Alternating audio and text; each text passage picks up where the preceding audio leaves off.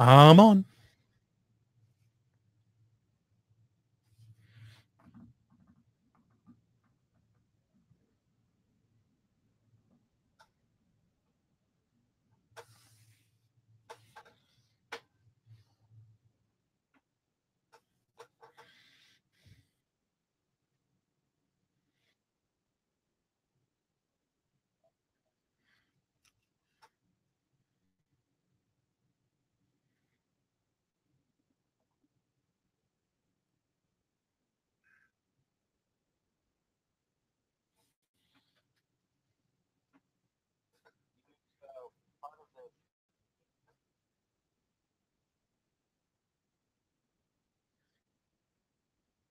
Cool.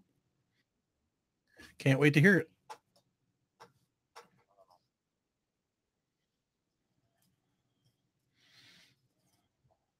Me? Hello, hello. I hear myself on your side, I think.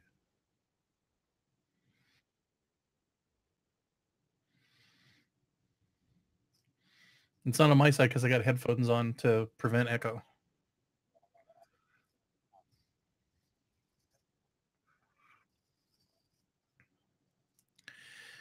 Well, usually you do need two windows to capture my presence. Or girth, one of the two. Hey, it's not like I woke up this morning and was like, oh my God, what happened?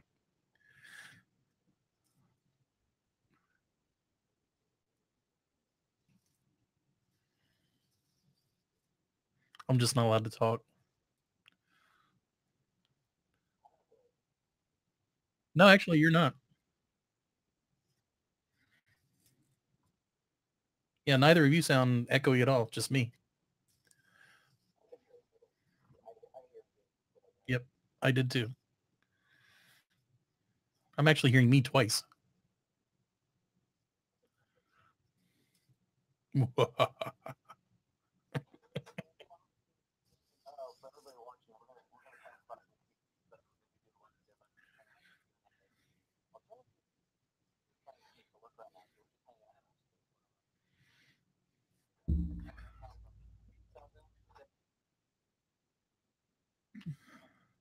Is there a chat we're monitoring? Is that on community Slack? Oh, okay. Well, that would be why.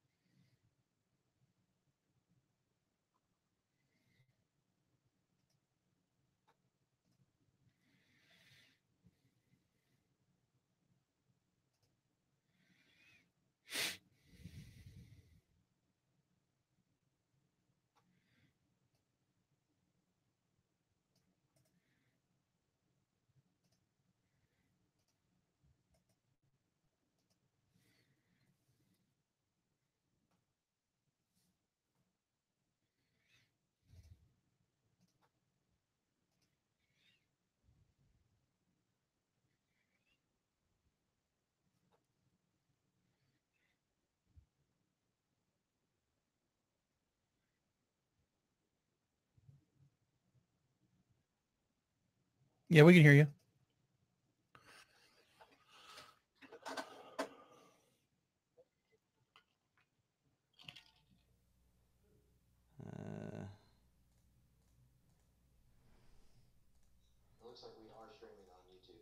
Yeah, we are. It's just the link. Just chat on there and tell them that we're still trying to get it to work. And we're just hanging out. It's just a hangout today. I don't.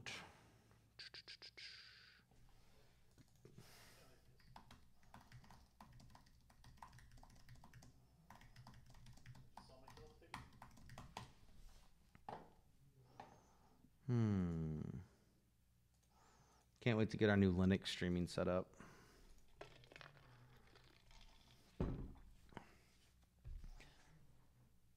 Don't like this one. Can they hear you, Derek?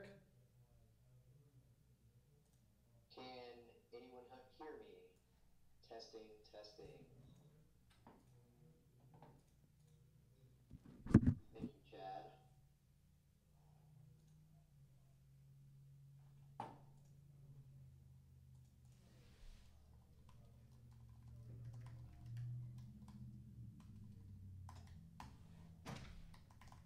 Okay, so I forgot I have no idea how to actually do this. And they can't hear me. Oh. And I jacked it all up. So what I did to that, so it's an issue of the source, it's not even coming through. Yeah. What I did is just made a new layer right here. Right here? Right here, yeah. Just do a shot. And then what I did, because like it's only who's selected you can hear, so what I did is just go up here and do your layers, then the add, plus, and then add your mic, and then keep adding, and do all the rendezvous people. Yeah. I for sure never would have been able to get that. So then just uncheck the view so that you never see them. It's just the audio track pretty much. And then just make sure that one's always, just leave it on. So now you can do anything else. Oh, cool. And go ahead and make that live, and then you'll see, now you can see that stuff coming through. Can they hear it now? One more thing, it's all coming to the left. So to change that, click on here, click on yours. And go to the audio right there. And then click that R. Uncheck that one. Now you got it coming through both channels. So I need to get Terry back up on here. Do I add him on the same row? Yeah. Okay. Well, up there, actually, no, you're going to have to do, so if there's multiple things, you'll have to do them on different layers. Or you do one shot that has all of them, and you can add them on the same shot through the layer function there.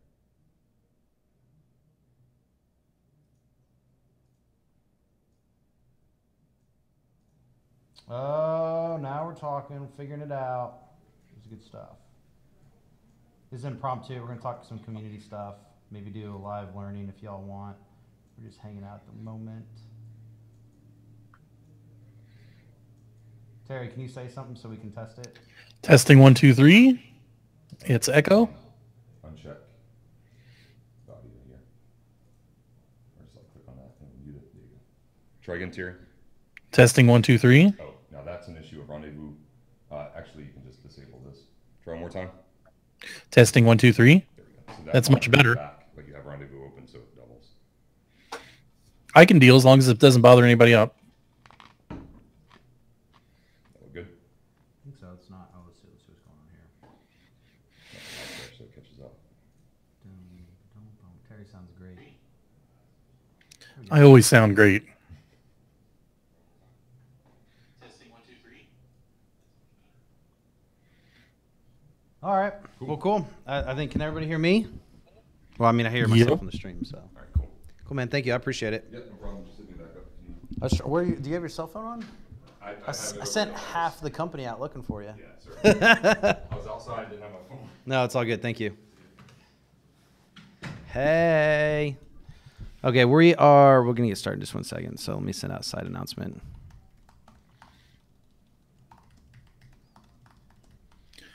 Welcome to Zombocom. Zombocom.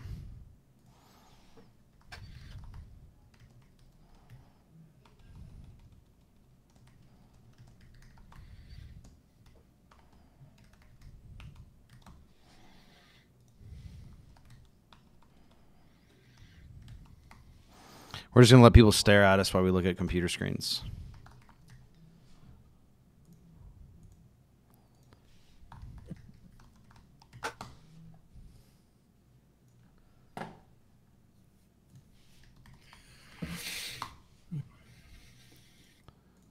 Gotta close all my code screens. All right. This is fun. So Terry, you were actually going to demo one of the The DevOps pipeline from our DevOps Essentials that we launched here recently. Yeah. Or I could just hang out and talk and answer questions. Any announcements today? We launched, so we had our goal was 70 plus, and we launched over 200 different learning activities and courses and challenges any new announcements. We did all of the announcements in April. So today we're just hanging out. And man, I got to figure out where I want this chat. Here we go. I'm going to put it back over here. So today we're just kind of hanging out. We're going to talk about some stuff, maybe a little bit of announcement. We're going to ask the community to vote on some things. But we have Derek and Terry and me, Anthony. And we're just testing things out, checking it out, all that kind of good stuff. And maybe we'll demo one of the DevOps pipeline if you want. But really what I want to talk about today is a Linux project, to be honest with you. It's something I was talking about a little bit with Derek and Christoph and I. We were at the gym running on a treadmill because it's healthy. You got to do that sometimes. Get the stress out. And came up with kind of an idea, and I think Derek would love to do.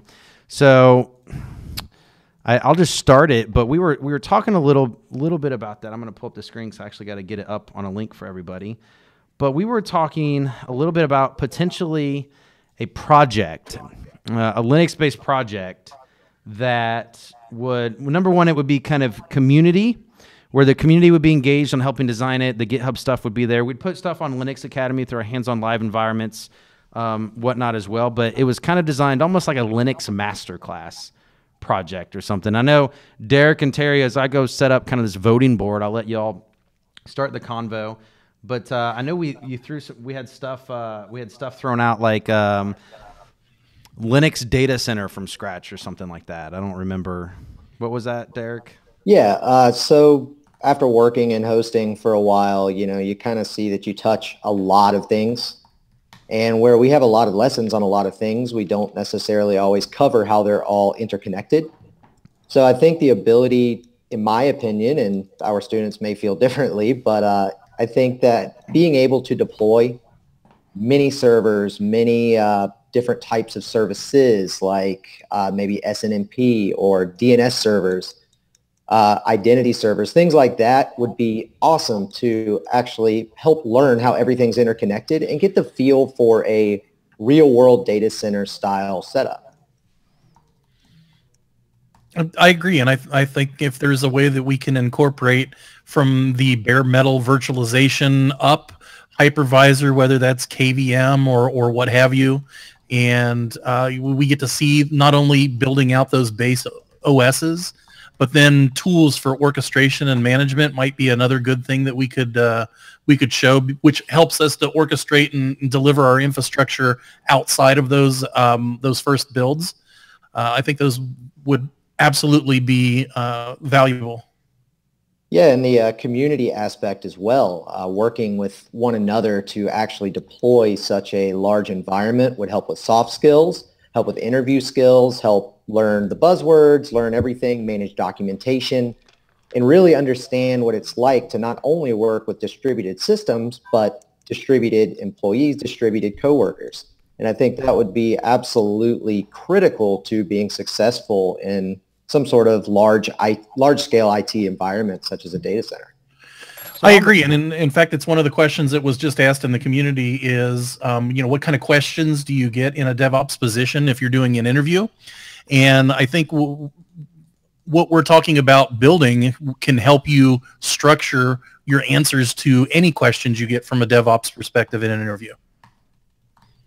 It's almost like we could set up, you can even VPN into it. You set a local VPN, whether you're using pfSense, which your firewall in there, that type of thing on it. I'm building out the idea voting board right now for everybody to kind of go to contribute, and we could talk through. Yeah, the VPN part would be great too, because we've noticed a lot of people on our existing ideas board has requested Linux networking. And I think the ability to do a large-scale data center would help with subnetting. We actually had a long conversation in the AWS channel yesterday about subnetting and how to manage, multiple environments with overlapping subnets, things like that. And this would help from the planning stage really utilize those types of skills instead of learning the math and then just kind of taking off and never using it again. So this would help you speak to those type of skills and make good design decisions while building up instead of putting yourself in a serious situation by having overlapping subnets and screwing up your whole IP setup. No, I think that's great too, because networking tends to be one of those things that you do because it needs to be done, and a lot of optimization opportunities get missed just because it's less understood. And I think it plays really well into security from not only from a server hardening perspective, but multiple zones and trust zones and how you isolate those zones from each other using the tools that are available in your firewall. Those would be things that I'd like to see us do that provide a lot of value in the workplace that are, again, less understood. Hey, oh, Terry, that brings up a really fun idea. We could actually, if we did something like this, we could set up penetration tests as well, potentially, and have people try to penetrate the environment that we had set up. Yeah, and some top secret information. We're working on Cloud Servers 2.0 right now for some good support on there. We're trying to figure out the best way to deploy out pen testing environments as part of that, as templates, basically.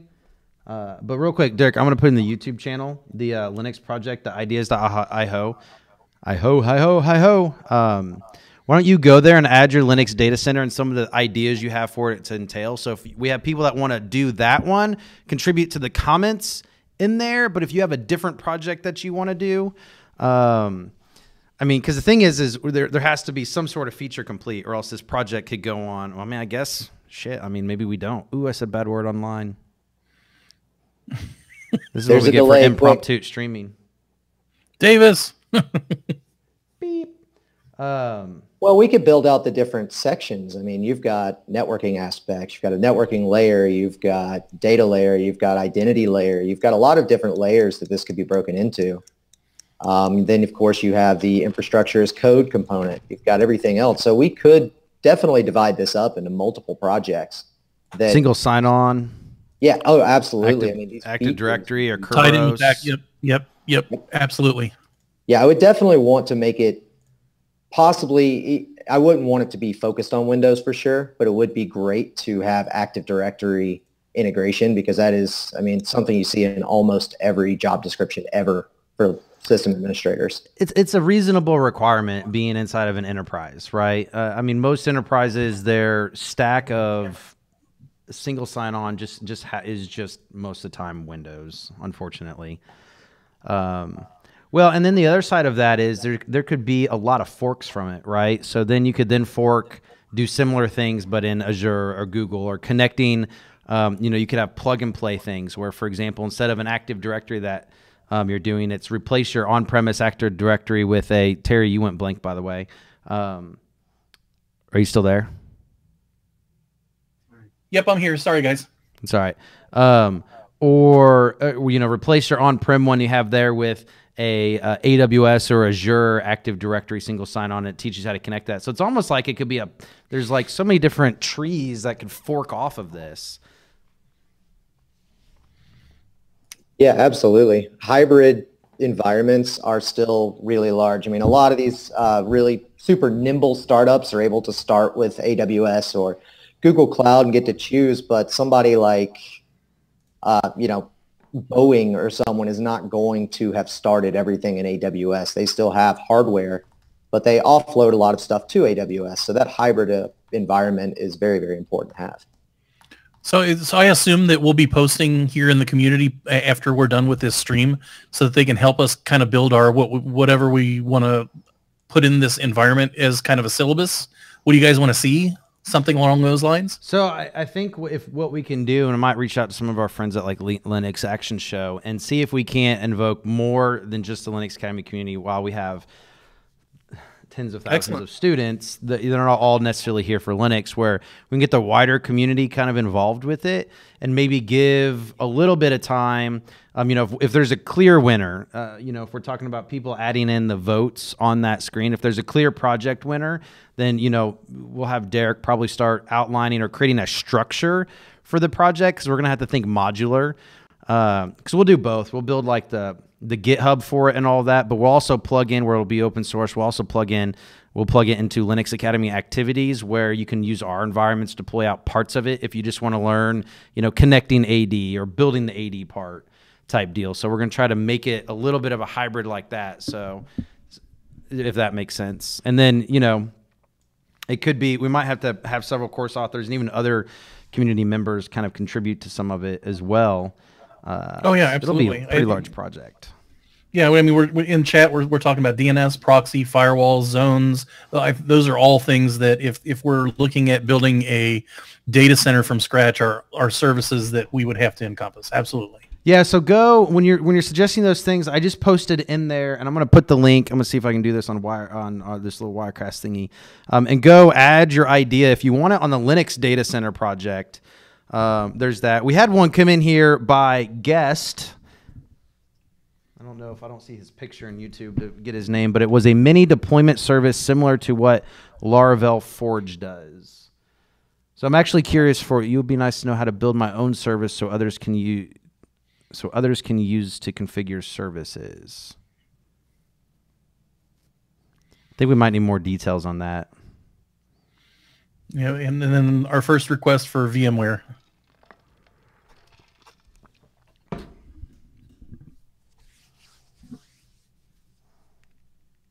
I mean, are we requesting courses, or is it? I mean, we're doing Linux project, right? So what's a good open source Linux learning project, right? This isn't. If you want to request course, you can absolutely do that. It's linuxacademy.com.ideas.aha.io. That's requesting courses. So Isaac, go into a little bit more details when you're talking about where it says would be nice to know how to build my own service so others can use it to configure servers. It sounds like you're wanting to make a replacement for containers or Chef or Puppet or Salt or something.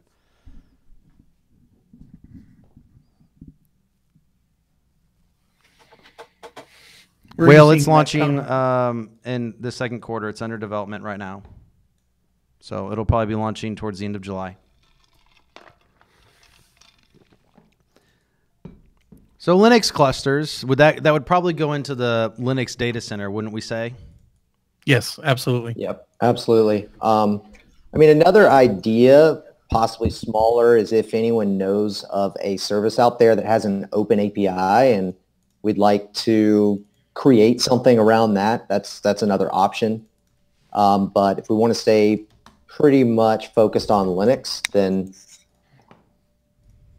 that I'm not sure exactly what that would look like, but that's another idea as well. I know someone mentioned something about configuration management and creating something somewhat custom. That could be an option, but we don't really want to get into as much programming, I don't think. So not for this one. Not for this one.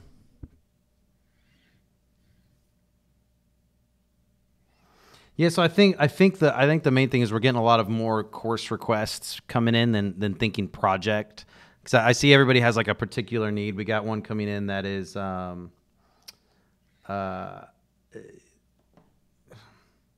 yeah, we're just getting a bunch of course requests. So for everybody here, we're not really taking course requests. You can add that inside of linuxacademy.com.ideas.io. I can't even say it. I'll just send in the link. What we're focusing on is we're talking about a very specific thing, which is the project there. I do want to talk about is Kubernetes certification is pretty darn in depth, isn't it, Terry?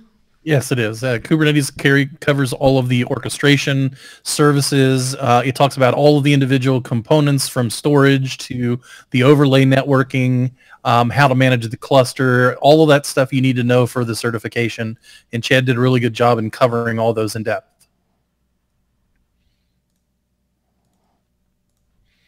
You know, one of the requests that we commonly get is covering Kubernetes along the lines of a series of articles that I guess came out, and we have been looking at that. We've also been looking at doing something on Minikube, so I think we're going to work with that a little bit in something that we might be working on for this quarter, but I don't want to give too much away.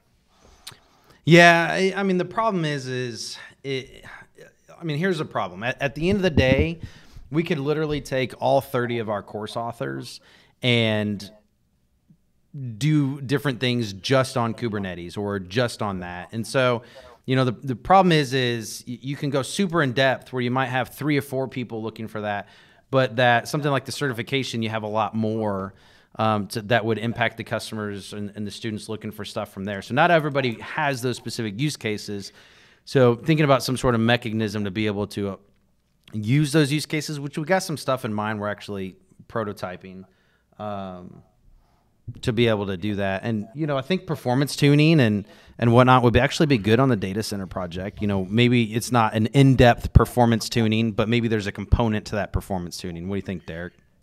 Oh, yeah. I mean, absolutely. Network performance tuning has a lot of, you know, nooks and crannies that can be explored, especially in Linux. I've watched a few very interesting reInvent videos recently that involve performance tuning in an EC2 Linux instance.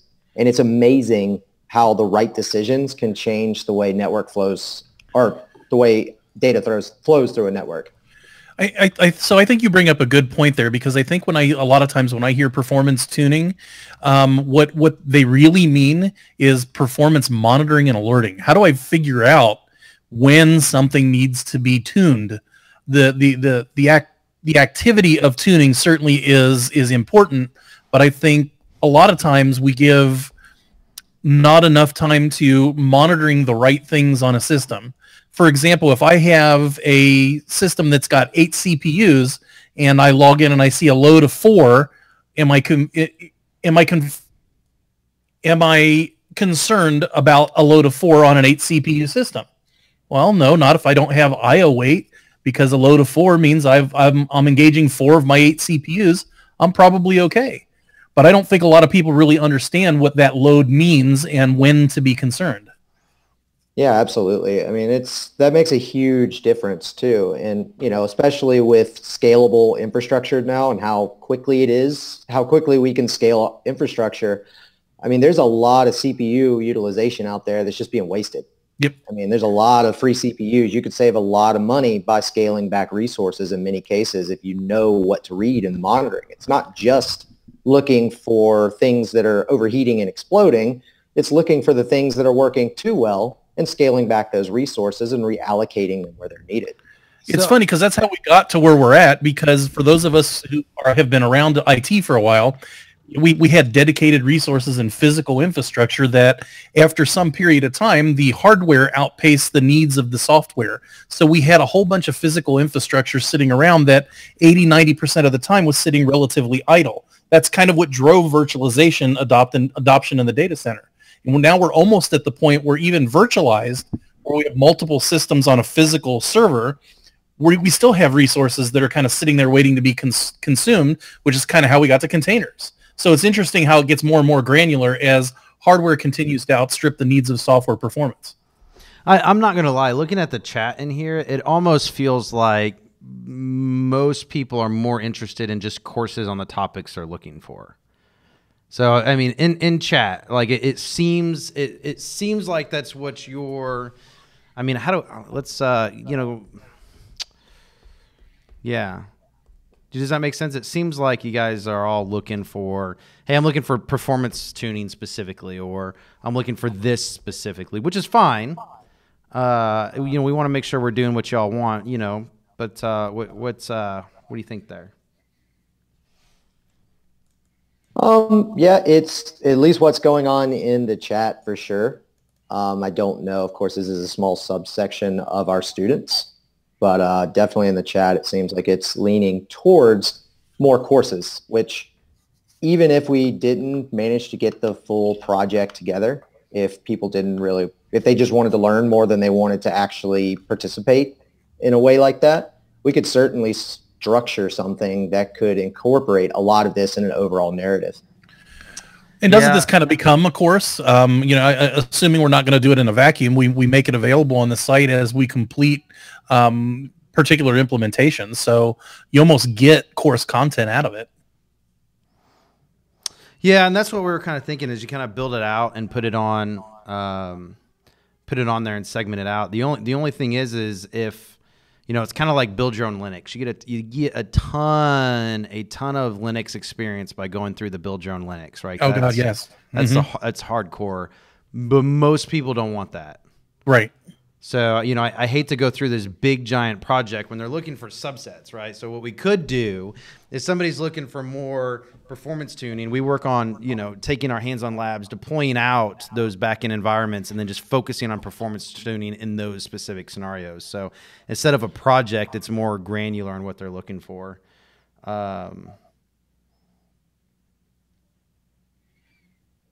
We have over 600 exercises, Romeo and Samuel, there too. So on that, so why don't y'all post in the Slack? It sounds like I'm not sure if Mohammed's talking about what I was saying, but it sounds like it's almost that we're rallying around a little bit. So I wonder if we don't need more of like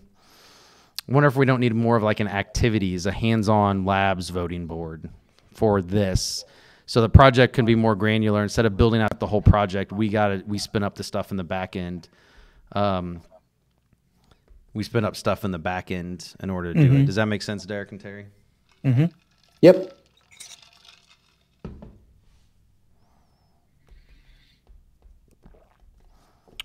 I mean, we just for security reasons, we don't tend to talk about or push out any production issues or stuff that we're using. It's just one of those security things. You know, that's why we do hands-on labs. We'd prefer to build out the simulated environment for everybody to work on. So I almost wonder if there shouldn't, you know, would y'all be interested in more like Linux-based challenges where it deploys out a broken system or asks you to do something and you have to go in and do it and it grades your work using our real-time grader system or something like that.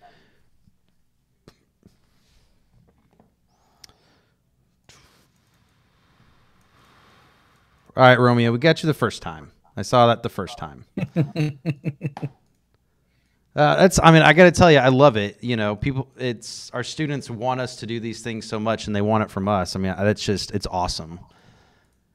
Go tell your friends about us because I'm happy to hire tons of course authors. I mean, we hire 150. We could. We just passed 100 full-time staff members. So yes, for the real-time grading system. All right, let's bring some structure to this. I'm going to bring some structure to this. All right, so far, here's what we got. We had talked about Linux projects. I'm going to create a different voting board to bring some structure. Linux projects, Linux challenges, Linux hands-on lab learning activities. They like your labs with problems that they have to solve idea. Those are the funnest to create, to be honest. I like making little traps in the challenges and weird little things broken to have people really stretch their mind to fix. All right, I should be good at that. I create broken labs without even meaning to. I need 50 virtual machines. What is the best option with less resources? Containers. I mean, it just depends on what you need those virtual machines to do, to be honest with you. If you need the actual virtual machines, I mean, less resources. I mean, you're talking about which virtualization hypervisor uses less resources. Honestly, it'd probably be something like, why did the name just, wow. KVM? Yeah. All right, so then this is what we're going to do. We're going to create a different project here. We're going to back it up. We're going to bring some structure to this, and we're going to let you guys that are live streaming with us decide on what we're going to do. Then we're going to open it up to the larger community, okay? So the first thing that we're going to do is I'm going to send you a link in just a minute, but we're going to break it out between, are we going to do Linux projects? Are we going to do Linux challenges where problems to be solved? Or are we going to focus on Linux hands-on learning activities where we deploy out the environment in a specific scenario and you do that? Now, obviously, we do that every single day in our content, but what I'm talking about here is Derek is wanting to work with the community and do stuff specifically on what you want. So the activities that you're suggesting, he will be doing or leading on this, right? So Derek, how does that sound, right? Does that make sense? Yeah, absolutely. So the three different things. Help facilitate best practice, documentation, everything else, and kind of keep things in order, manage GitHub, everything we would need to deploy a large-scale project. Well, if it's a project, so if they're voting on challenges, we'll put up a challenge board where they can vote on the scenarios that they want to see first, and you'll go build the challenges on Linux Academy. Oh, right? Yeah, absolutely. Same thing with labs. If projects isn't a thing, we won't put anything on GitHub except for the stuff required for that. Yep. So and I'm going to that- go that's build this fine. I up. like We'll all vote on the that things. first. Oh, we actually had a lot of. We did. We had some good. We did have some good stuff in here. All right, so we're going to do this. You guys can answer. Do some Q&A in the question while I go set up this little voting board. Product team is going to hate me. I've just hijacked their board, and I'm just doing whatever I want with it. I don't know that they're going to like me. Q&A. So ask Derek or Terry anything while I do this, or Terry could demo something, but this is only going to take a second, so just ask them. Yeah, fire away, guys. I was gonna say I can't be. I'm not that quick. Yeah, ask any question you want. I can't turn my camera around and show you my 6 monitors in front of me. Otherwise, I'd show you my cool setup, but I can't do that. I was wondering why you is were it so glowing. physically mounted onto something? Yeah, it's I have 6 monitors, so I have 3 at the top, and then I have 3 32-inch 4K monitors at the bottom. You know what? Quick online. Surprised you don't have more of a tan, Terry. I wore shorts for the first time last week, and my wife said it was blinding. So apparently, I need to get some more sun. So we've got someone here mentioning a Linux AWS crossover project, which is kind of what we had mentioned in the data center thing, or a possibility, but it is definitely something we've heard before. And I just want to be honest on this one. I feel like I want to go core Linux, right? Like we do so much AWS Yep, and I agree. AWS Linux stuff. Like we want to make sure that we're servicing this core Linux part.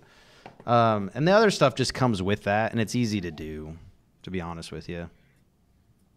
Sure. Let's see. We've got a question. Fastest growing IT field and which one is seriously understaffed? I can probably say that all of them are seriously understaffed right now. Yeah. Cloud is definitely moving quickly, but as mentioned earlier, a lot of places still have hybrid deployments, and those Linux skills are still really, really important. We're finding a lot of people that don't have the foundational knowledge and think that going into the cloud means everything is pointy clicky and abstracted, where you still have to get your hands dirty in Linux. If somebody were to ask me what's a niche market that potentially has some potential to explode, I think depending on how net neutrality actually ends up in the United States, looking at network troubleshooting and optimization, if it ends up being the way that the FCC intends, where it's pretty much a free-for-all, the performance of networks and how best to optimize your traffic when you're not the big dog in the yard paying for the extra or the extra attention may be something that would be worth some people's time.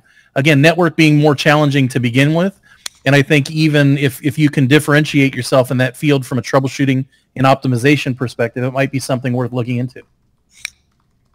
Yeah, absolutely. Networking is still surprisingly huge. A lot of people seem to overlook it, but it is still really important. And as said, those Linux tuning things you can do are very, very interesting. How much extra throughput you can get just by changing a few Linux options that a lot of people don't even know exist. But of course, wrong button and you've tanked your entire setup. So it's very important that you know what you're doing. And to those that have commented on DevSecOps, I definitely agree that DevSecOps is an underserved and a market that's going to blow up from a available positions perspective. Can they add any more like things to ops? Like, are we going to get big data, DevSecOps, cloud very soon, or? Probably. AI ops. Oh, yes. Data scientist. I don't Database. really don't understand how this stupid thing works. Pull an embedded link with your save. Oh, I'm now mad because this free thing wants me to. Well, I don't. That's what I get for just Googling. I would have been done by already doing it right. Save. All right, here we go. I don't know about this. So I just clicked we're just doing a quick online poll. It seems cheesy.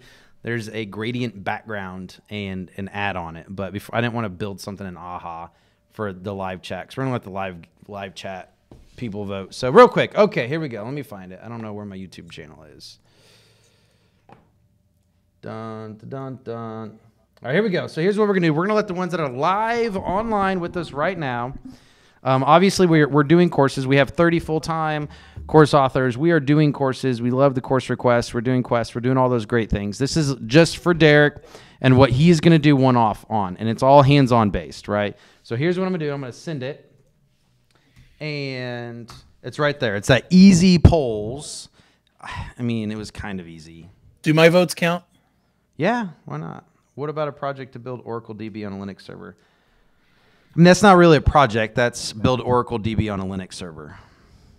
Where, you know, when we talk about project, we talk about building something all the way through and through. So you think about Linux from scratch, you build the different components, you compile the kernel, you do all of those things. If you think about Linux Data Center, you have clustering, you have storage, you have DNS, you have security, you have all of that through and through. Alternatively, we can do all of those things broken out where we deploy out the environments and you just learn those specific tasks, which we have a lot of those, but we're going to build specifically what you want if you vote for that, and that is Linux Hands-On Labs. So you have the Linux Data Center from scratch project. So it sounds like if we're doing a project, it's that. Sounds more confusing than anything, I think, for everybody. Linux challenges, where we deploy out the environments that are broken or with issues that you must troubleshoot and solve. Once you vote on what you want, we're going to open up a voting board, and you can vote on the scenarios and topics and suggest them, and we'll keep that open through everybody. But since you're here hanging out with us, we're going to let you actually do it. How cool is that?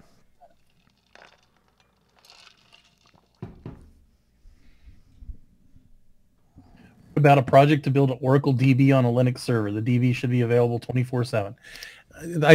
That's probably a little too both specific and expensive, because DB licensing from Oracle effectively on anything is it's a big pill to swallow.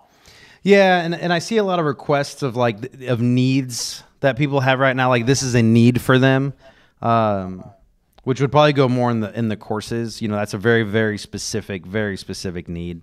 Yep.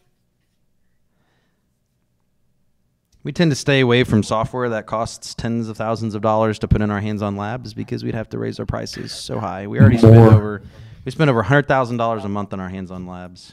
It's Oracle more. That would be like one Oracle database license. I think it might be a core. Yeah. Might be a thread actually on that core. It's ridiculous. But somebody's got to pay for those yachts. Yeah, so there is a course on building your own Linux, and we also have buildyourownlinux.com with all the documentation on it.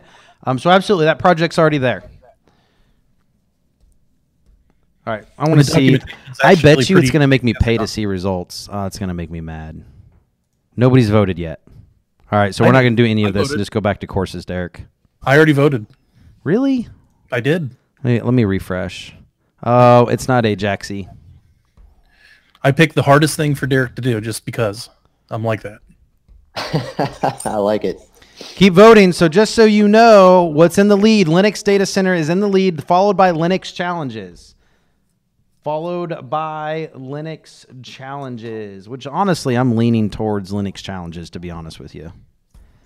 Well, I mean, couldn't we do a little bit of both? I mean, the Linux challenges, if we wanted to incorporate challenges to fix things that we deploy broken, that we deployed examples of during the Linux Data Center. Yeah, so we can take those examples and make challenges out of them. Yeah, you could definitely build challenges around kind of an overarching narrative for sure. Yeah, absolutely.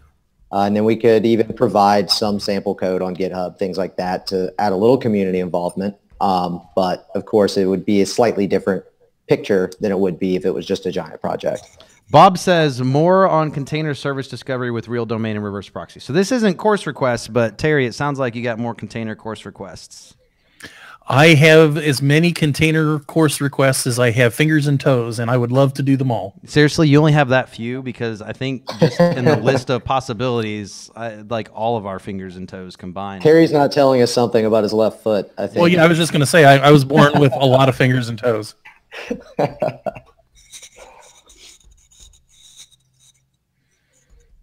Boom, that is a money idea.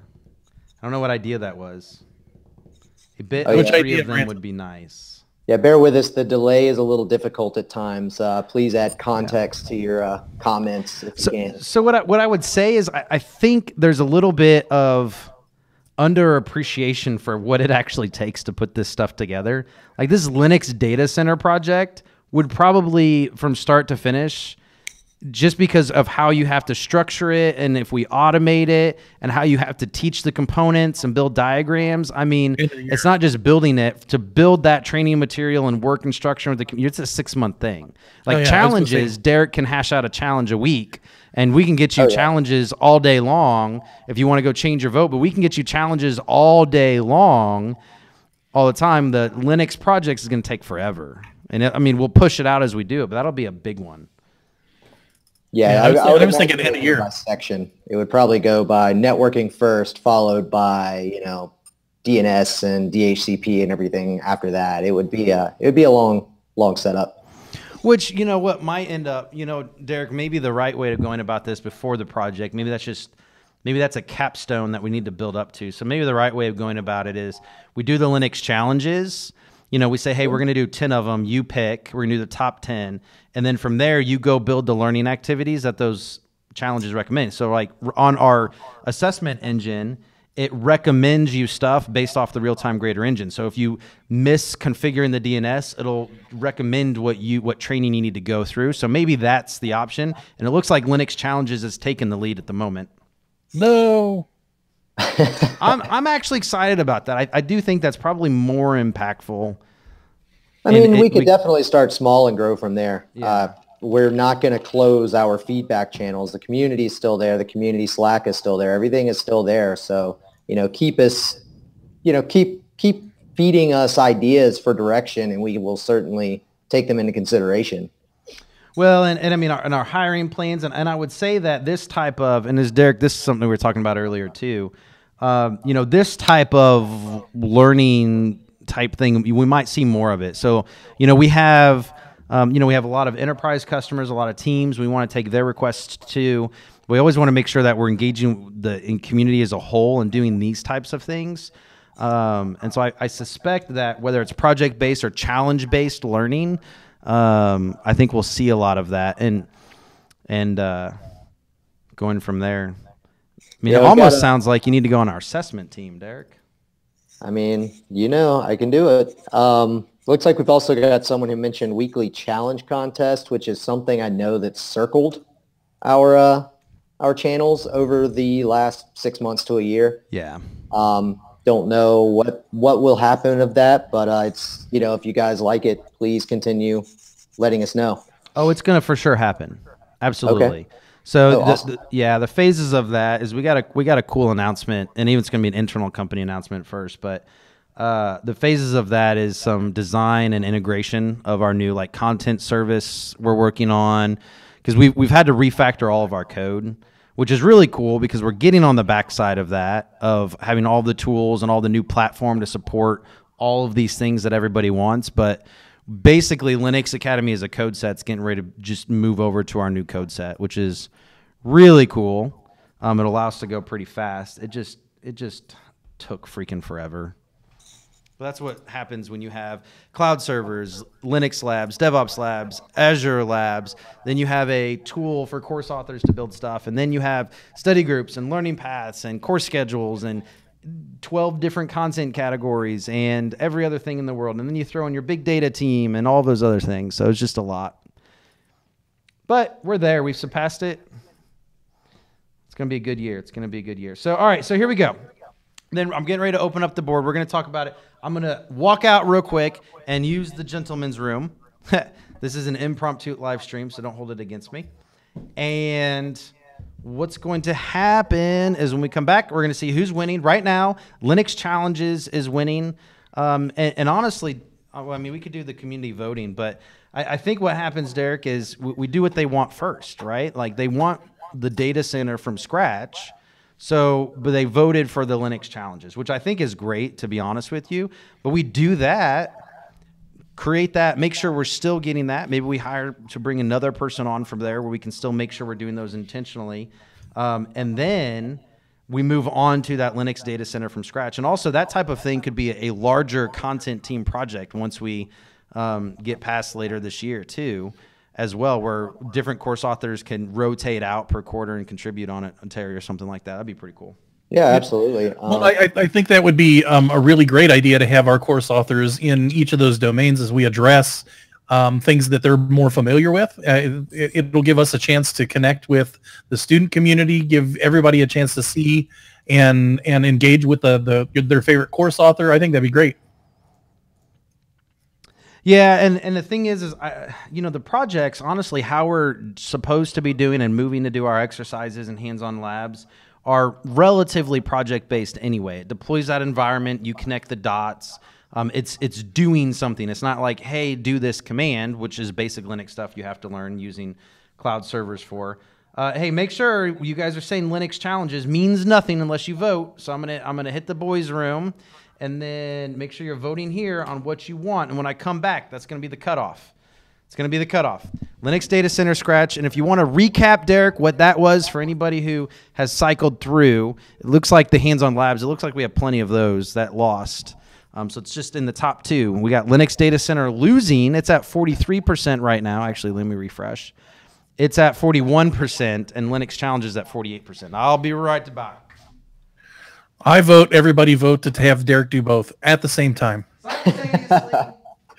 Well, I mean, the Linux challenges could definitely build into the data center project. I mean, it's not like if I build a challenge, it disappears forever. That information goes into, could go into a master setup that one day we could definitely work on. So it doesn't mean, if you vote one, it doesn't mean that the other goes away. It just means we do that one first. Well, and I like the fact that if in the data center project, we look at doing something like, how do I set up a RAID 5 and configure everything to work? You know what I mean? And then we create a challenge. Hey, one of the drives has failed. You've got to fix it and recover what's on there. And if you need to know how it was set up, we've posted the link to the content from when we did the setup. Yeah, I think one of the hard parts for a lot of people is, backup and things like that. Understanding RTO and RPO at a real hands-on level. Yep. And actually experiencing it, because neither of those numbers mean anything until you actually do it. So nobody even thinks about them. Yeah, and nobody even thinks about RTO and RPO until a disaster hits. That whole disaster planning and recovery, nobody thinks about, or at least you don't think about it as much as you should until you're forced to. Yeah, absolutely. And getting some hands-on and really getting familiar with that would be pretty crucial to illustrating to whether it's your current boss or potentially a future boss that you know what you're doing and you're not going to lose all their data. Agreed. Actually, and honestly, the Linux project thing might be better when we launch a new thing that we're working at, where we can have a lot of mini sub things on it that's hands-on. So I mean, that timing just may be good. So I came back. What do you guys think it is? There was some movement on these numbers. What do you think happened? I encouraged everyone to vote for both things if possible, so that Derek had to do both of them at the same time. Don't be voting twice. That's true. I'm sure it's based off IP address, though. Yeah, I'm seeing a lot of activity for Linux challenges, publicly anyway. So, ladies and gentlemen, well, I mean, that matches. It's Linux challenges. Yeah. That was anticlimactic. Not even a drum roll. No, so let me put up the actual voting board for this then. I'm going to delete the Linux project ones. We'll put the actual voting board. We'll get some ideas what to start with, and then we'll close out probably in 20 minutes or so. Let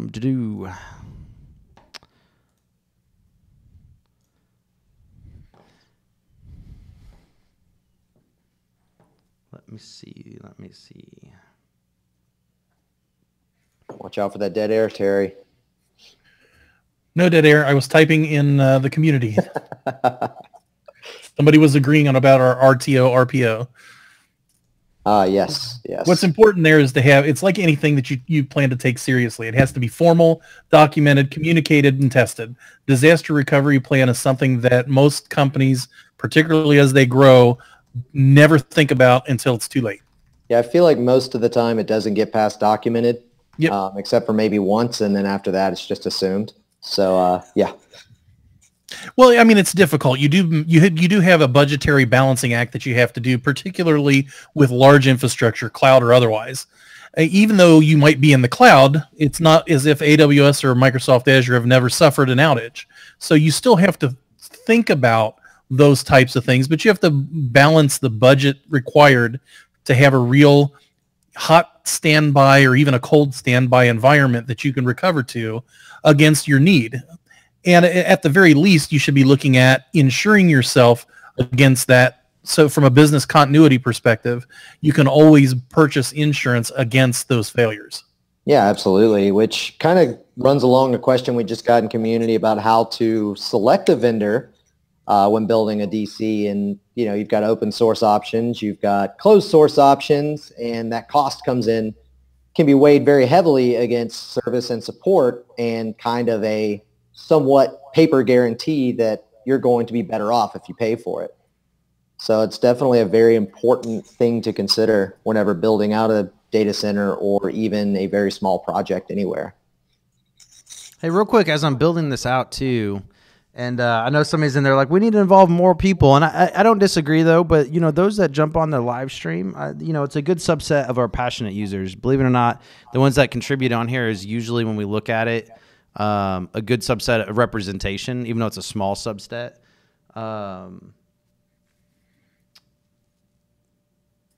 You know, however, we're going to do it all. I mean, the thing is we just have to pick what we're going to do first. And inevitably it's, you know, unfortunately we can't simultaneously do everything. But honestly, real quick, we are also rebuilding Cloud Servers 2.0. Really good progress on that. I've been working on it a while. VP of Technology is joining me on it too, which is really, really fun. We got some good things going. But I'm going to put in the Cloud Servers voting thing there. If you guys have any features or anything on there that you're looking for to be able to do or would like from it, please put it on there. I want to know what you think the killer feature is for Cloud Servers 2.0. And think about kind of what you're wanting to do. So the idea of Cloud Servers is to provide you an easy to use, to spin up and deploy environment to learn the things that you're talking about right now. You know, you can have where we pre-build things. I do know that sometimes it can take a lot of time to just download and launch things, and it's expensive to also use cloud providers on top of something else. So we include it all in your Linux Academy membership, but we want to make sure it's of value. If it's not of value, and it's not fantastic, we don't want to do that. One of the things I don't have on here, but I'm working on, is the ability to export your virtual machine so you can take it with you, or whatever you do on cloud servers, you can then put in your virtual box or VMware or something like that, which is a longer term challenge because we have to refactor a lot of stuff. But there's that one. If you guys could contribute there, guys and gals, if you have any thought process. And then the other one here, ideas I'm building out, and it is Linux Academy.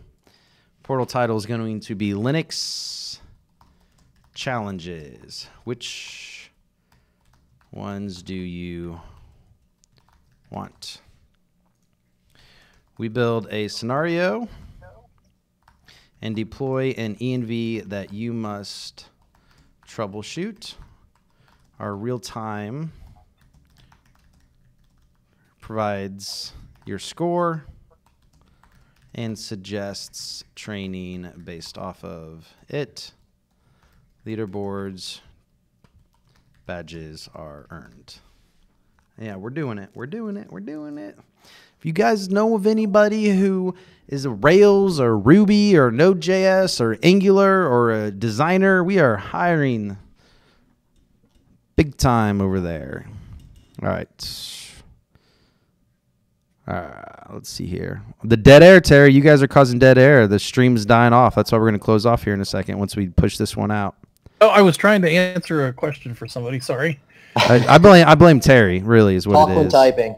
So okay, so somebody asked a question about selecting a data center vendor, which is kind of very specific, but it's important. So real quickly, I'll tell them, make sure they have locations in different geographic locations.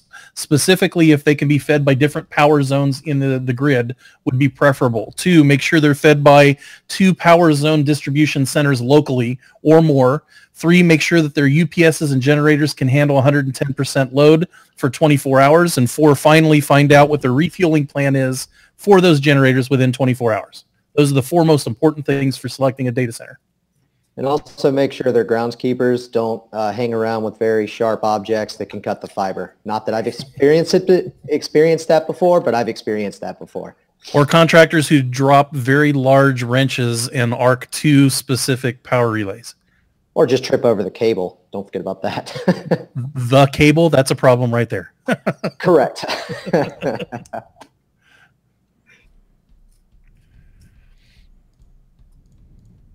So we'll see when they get to that part of the video.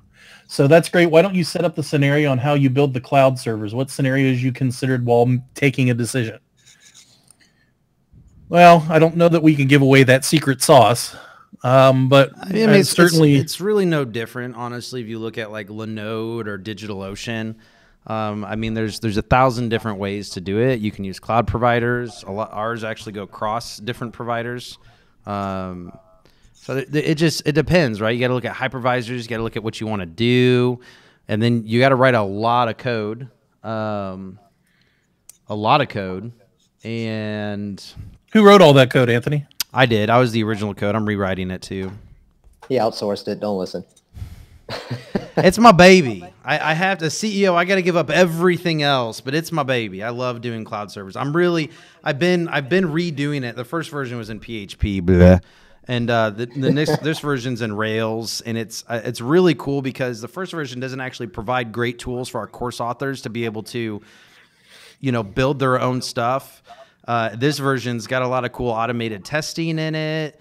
To make sure it works how we want. It's going to be our course authors are going to get the tools to build it.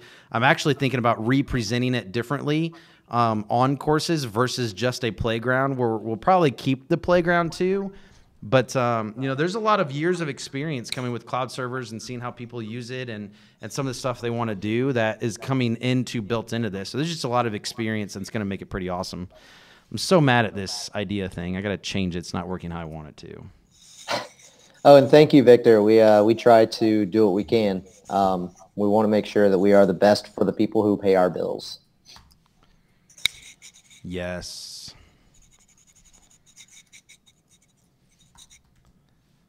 Yeah, without you guys, I'm not sitting here. I'm sitting in a cubicle or somewhere else, and I have to wear socks and everything, and that just won't fly. You guys think he's joking. Lord help us. We hear that all the time. Terry wears socks with sandals too. It's crazy. He hates socks. He hates them. That just happens after years and years in a cubicle and in an office. It's nice to just wear my sandals in my office and be comfortable.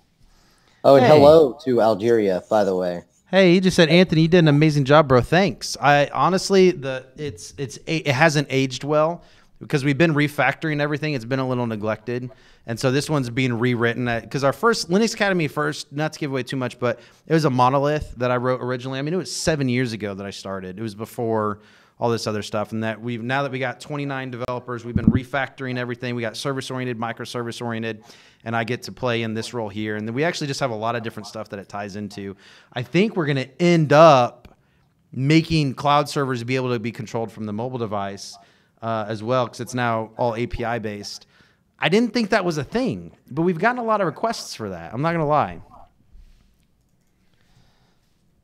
But I know, Samsung and some Android, it's easy to use the terminals, and sometimes you just want to control it.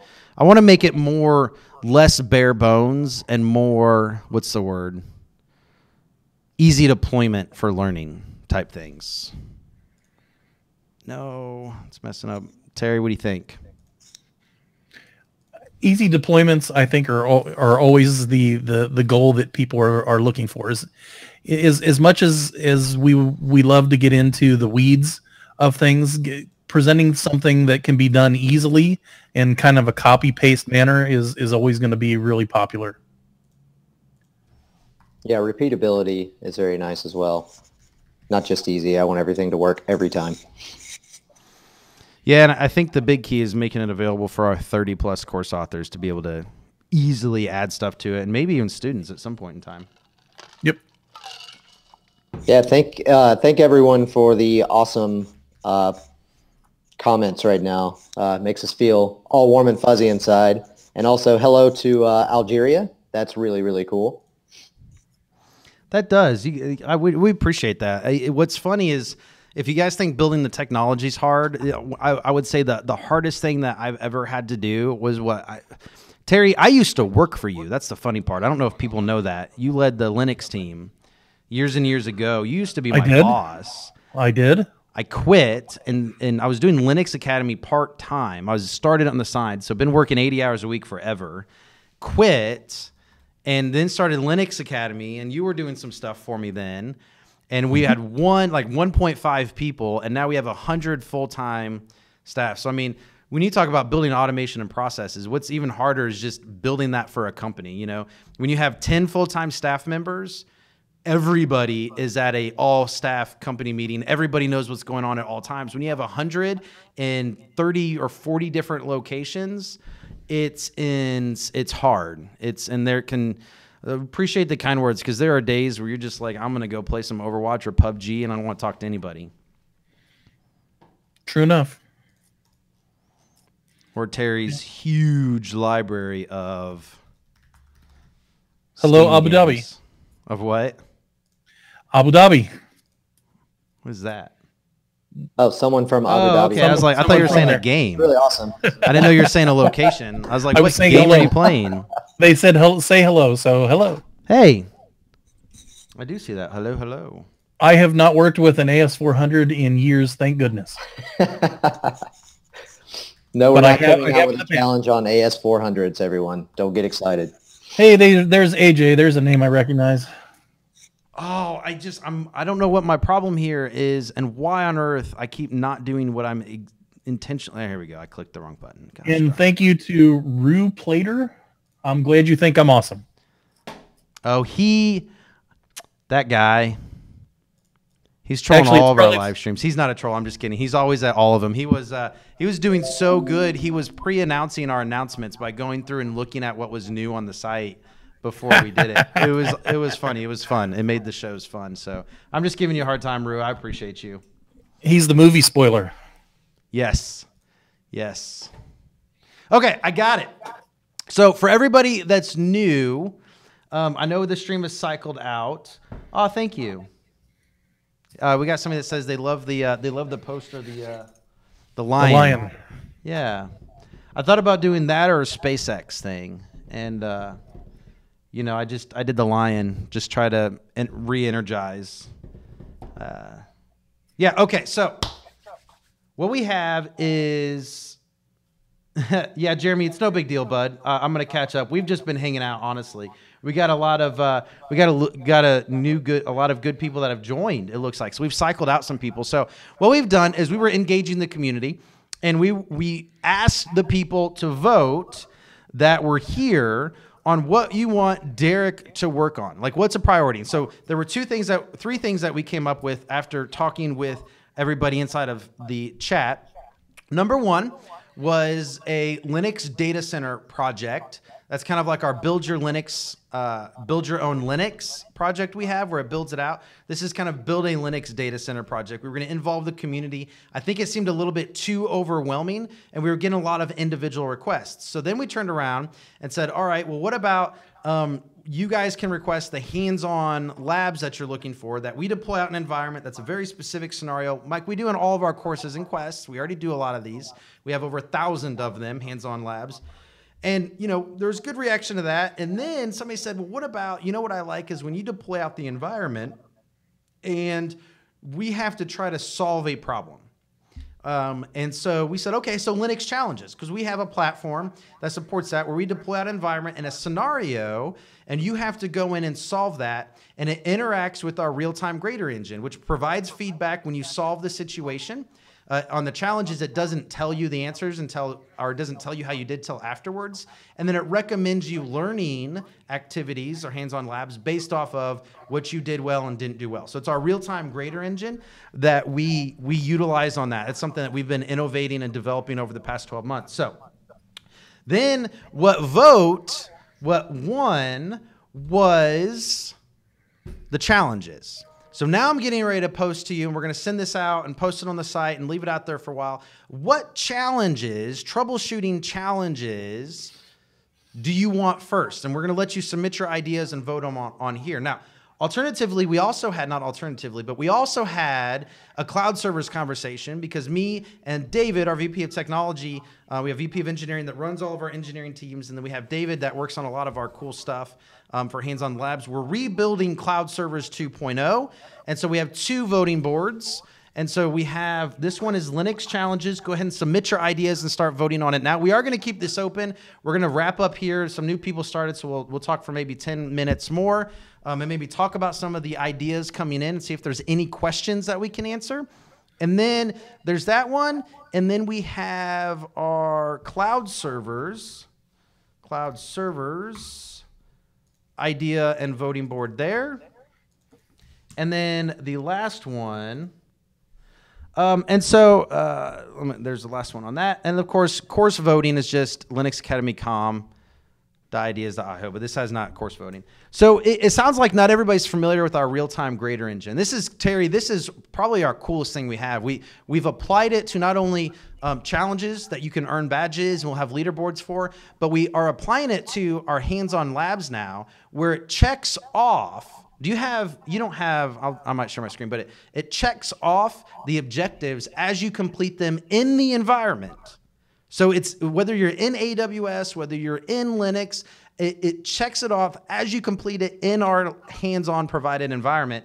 And that's really, really cool. And that's actually out for what? Do we have that? Is that on the OpenShift ones yet, Terry? Or did we not push out on the OpenShift ones? The tests for OpenShift aren't quite there yet. And the checking off portion is almost ready on one of the other labs, just not the one I have up. Yeah, but almost all of the AWS and almost all of the Linux new ones that came out have it. It's a tough thing. It's actually pretty resource intensive in terms of team to build it. And the team's we launched over 200 content items. So think about that. So for the real-time grader engine, we have to have support for all 200 of those.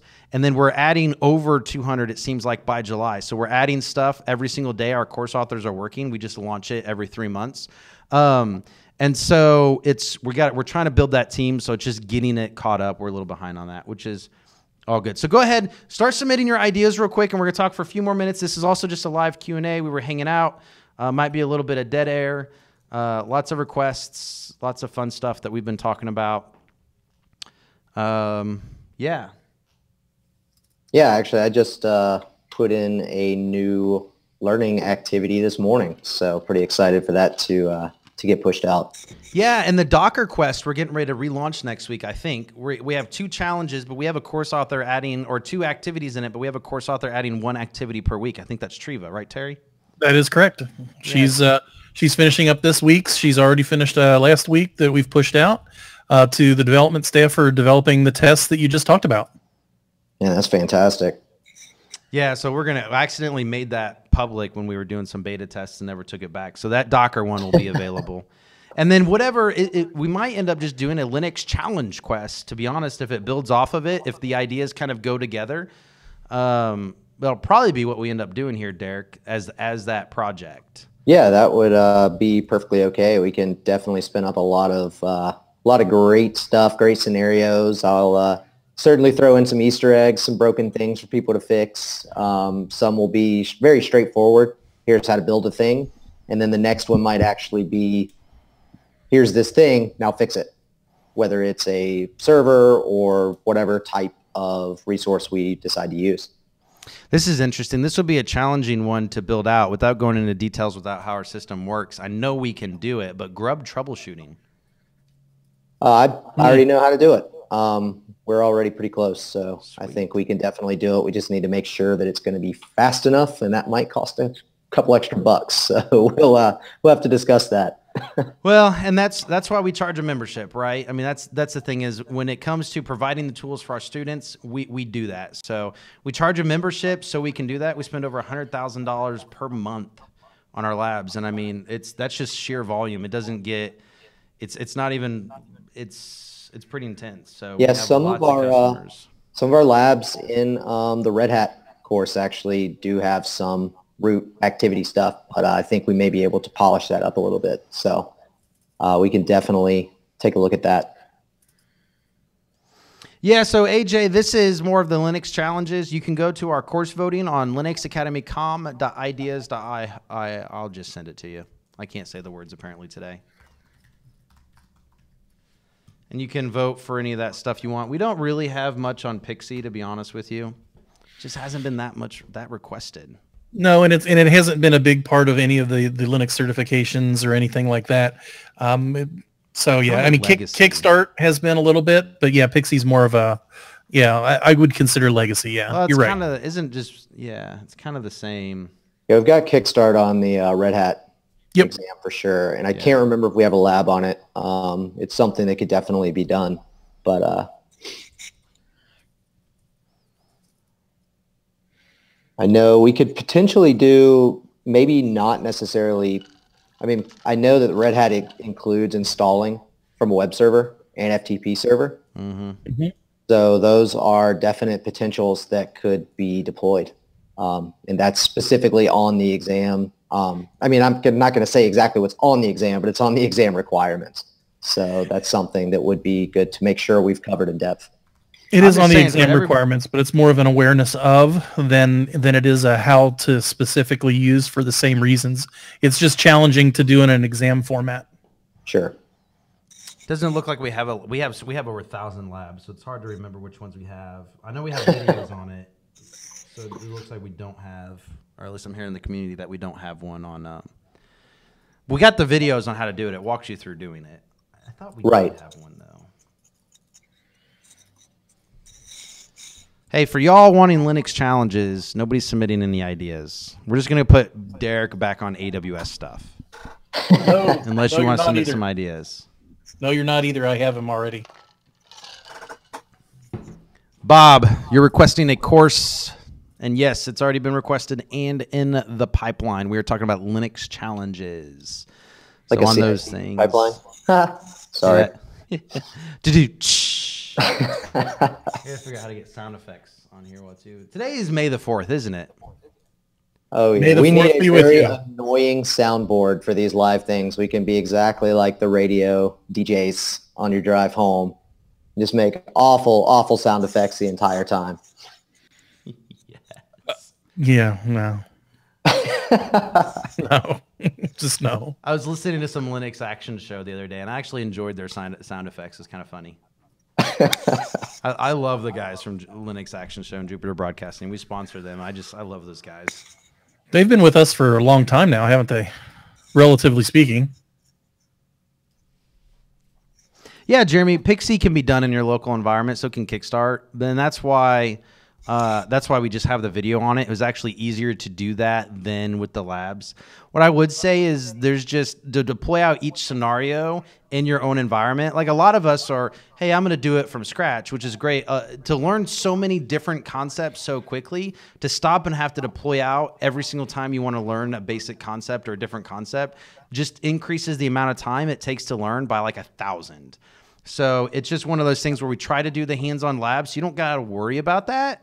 Alternatively, we're not opposed if you want to do that. We understand that, which is why I want on cloud servers to have kind of a virtual machine export ability. So if we pre-build these machines, you can export it and do it in your environment like the course author's doing it. Now, there's a lot of stuff that you won't have, like our DNS configurations and back-end work for that to make it work, but nothing against that at all. I mean, I understand exactly where you're coming from, and we're trying to build support to make that easier. To use our stuff wherever you want. I mean, that's the open source way. It's option, right? So we believe in that too. Yeah, we've seen a few ideas coming through. Looks like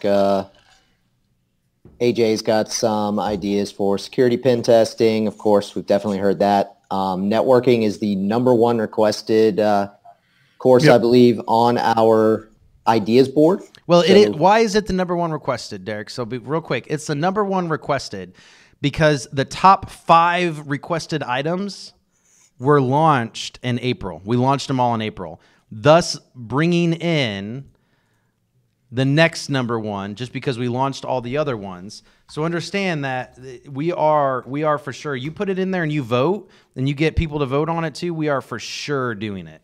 Oh yeah, absolutely. I think that one had 104 votes last time I looked. Keep hitting them so that we can make sure that gets prioritized.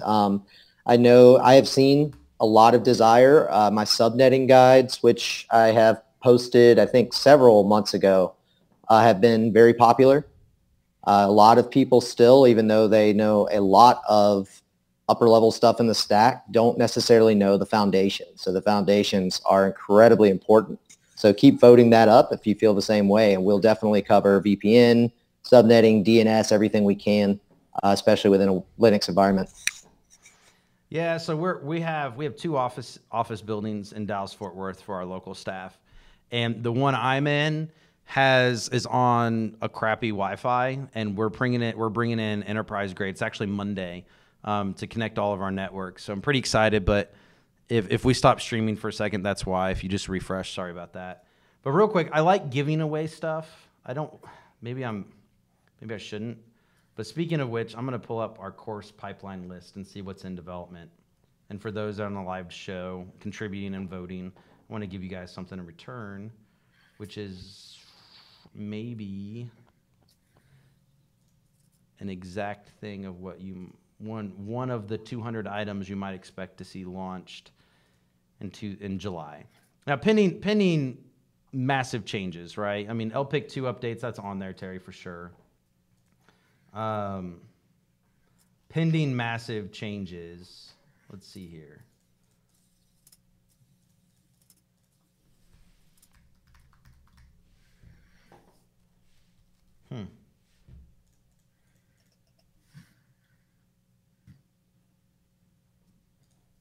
Two Red Hat certificates. That's all I'll say. Message you real quick, Terry. Message you, as a matter of fact.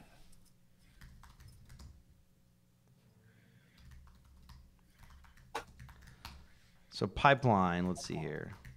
Pipeline came up 6 times, you said in chat. So we'll just say this. We are doing an in-depth CI/CD pipeline course. And it is scheduled to maybe be done in July. It's really in depth. That's pretty fantastic. We have a KVM course. We for sure have KVM course already. KVM Essentials. It might be a little. It's not a popular. It's in terms of rated. It's popular. In terms of people enrolling, it's not that unpopular. But we for sure have. We for sure have that, and we for sure have more for big data related coming out in July, don't we? And from a system administration standpoint, not development standpoint, though. So yes, we do have big data content coming out in July. Yes. Okay, so I'm giving you secrets because I'm hoping you all are going to this link I'm posting right now in chat and giving us some ideas for these challenges. Since you voted for the challenges, we're going to send it out to all the community and other stuff. If nobody votes on it, Derek's just going to go back to doing AWS stuff. Oh yeah, who wants to see some ECS stuff? Everybody excited? No, Derek isn't. I have plenty of work for him. Okay, so by the way, when we say Linux troubleshooting, we don't mean OpenStack. Correct. We mean, I know OpenStack runs on Linux and was built on Linux, but we mean Linux. Yes, like an overloaded server that you need to handle, or networking issues within the server, things like that. Definitely not anything else. I'm actually going to delete that out. I'm sorry. I want to keep it clear. I know everybody wants so many different things. I know. We're very targeted here. I love it how sometimes though, like, threads get hijacked. We'll post something in the community. It's like, we just launched all of this. And the comments are, hey, that's awesome. I really, really wanted that. Now I'm ready for this. It's like, we're trying so hard. We launched over 200 items in April alone. So, and I mean, we've increased our capacity by about 30% for July, didn't we, Terry? Easily. Maybe more. Yeah, I doubled the size of my team over the first quarter, which gave us the ability to launch all the stuff that we did in April, and that much more again in the second quarter. So, and I still have more people to bring on. Okay, so this is what I don't get. So this was for challenges, and the top one is something to automate routine administrative tasks. So there's three things about this. Number one, the learning activities or the labs were just voted out on this one, which would be where that went. This is a challenge, right? And then so you're wanting training on something to automate routine administrative tasks. I mean, that's Chef, that's Puppet, that's Salt. We have all of those. Bash, Python. We have all of that. We have all of those courses. Yep. Which is all of those things to automate routine administrative tasks. Are we going to start doing graduate degrees?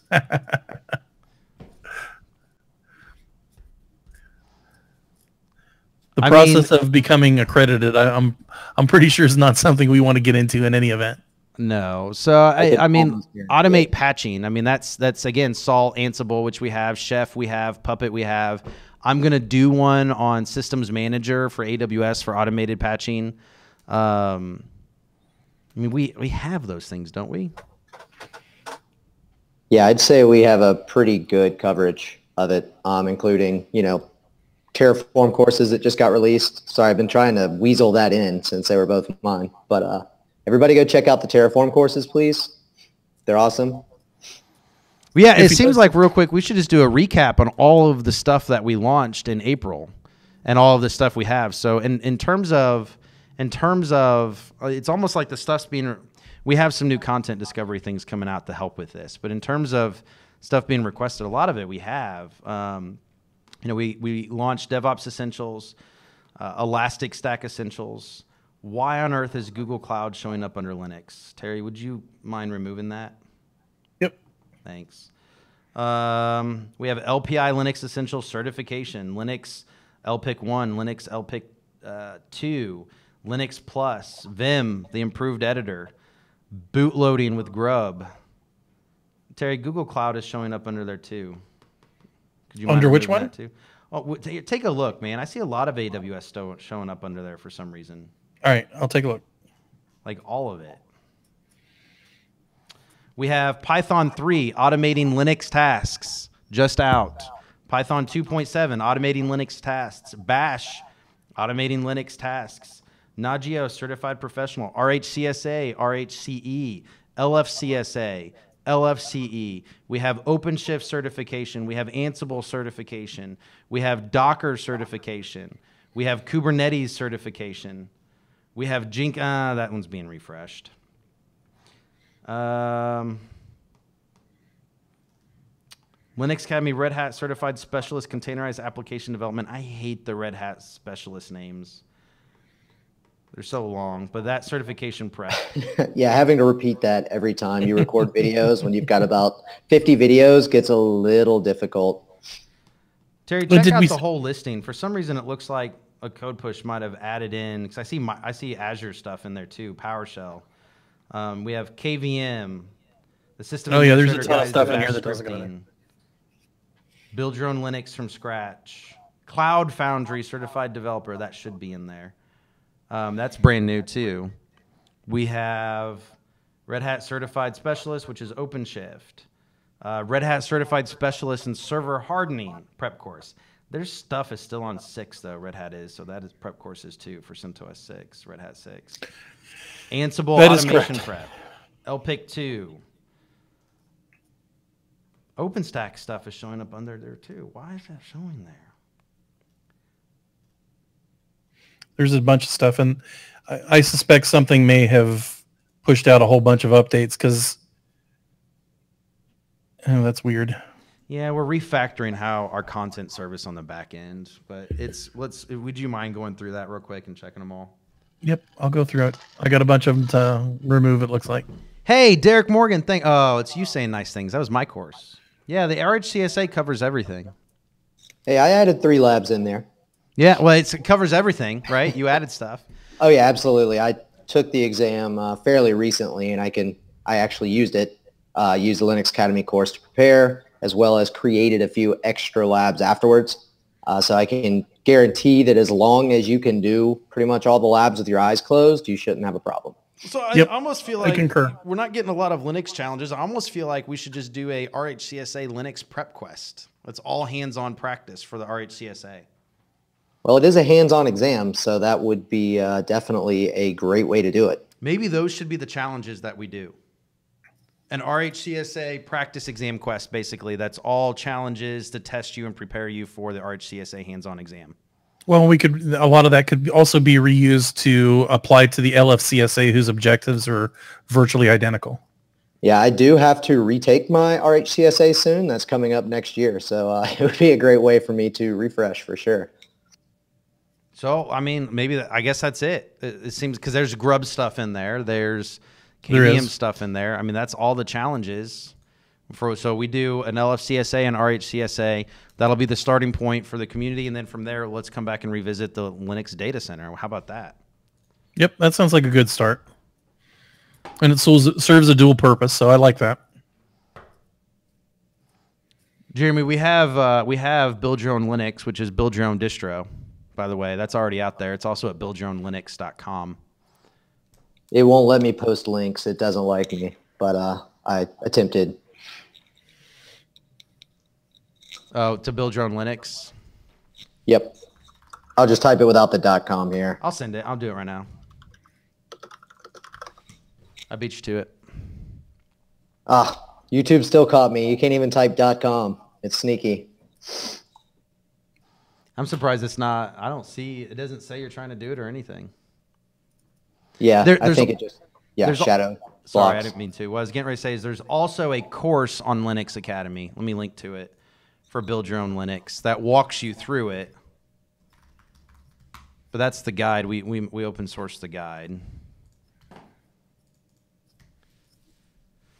Yeah, so we do have plans for Red Hat Satellite Server 6. The downside is the reason we've taken so long on it is because we really like doing hands-on labs for it, and it's not technically possible with Red Hat licensing. They don't even, there's no way to do it. So unfortunately, when we do it, you're gonna have to watch. It's even hard for you to get the tools to follow along. You have to reach out to Red Hat just to get a trial. You have to talk to a rep. So that's Right, the and- downside. And somebody brought up satellite before, and I'm sorry, not satellite, but Spacewalk before. And Spacewalk has forked their code from satellite to the point where it's significantly different enough that it wouldn't be valuable in terms of preparation for the certification. Yeah.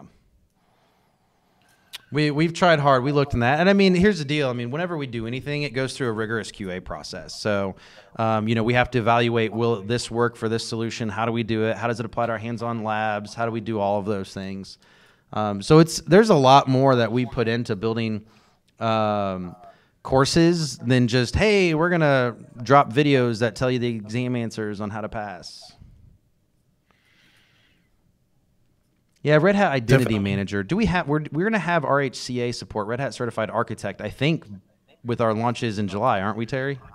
Yes, we'll have 6 certified specialists or certificate of expertise, depending on what you call it, and you need 5 for RHCA. So you'll have the ability to take just Linux Academy content and qualify for your RHCA. That's huge.